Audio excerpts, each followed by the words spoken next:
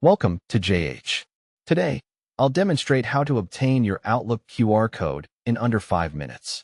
This simple method is ideal for linking your smartphone to your Outlook account using a QR scan.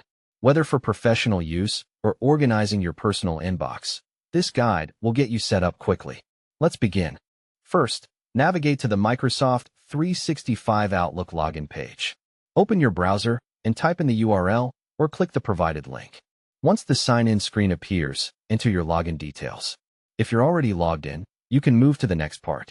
Otherwise, input your email and password, then complete any necessary two-factor authentication to ensure your account remains secure.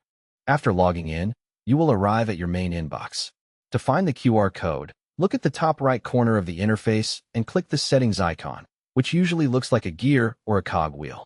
This will open a side panel or a menu containing various customization options.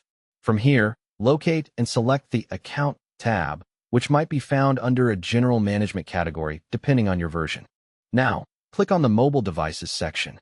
This area manages how your account syncs with smartphones and tablets. Within this menu, select the option labeled Get the Outlook app.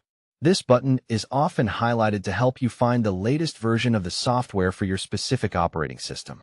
Clicking this will trigger the generation of your unique QR code. Once the QR code appears on your screen, use your mobile device to scan it.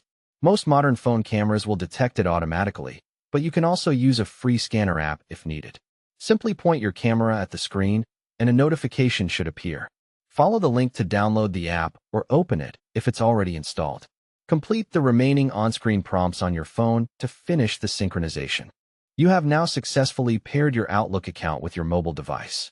This allows you to manage emails and appointments on the go, keeping everything perfectly synced. Thank you for watching this tutorial. If you found it helpful, please like the video, subscribe to the channel, and turn on notifications for more guides. If you have questions, leave a comment below. See you in the next one.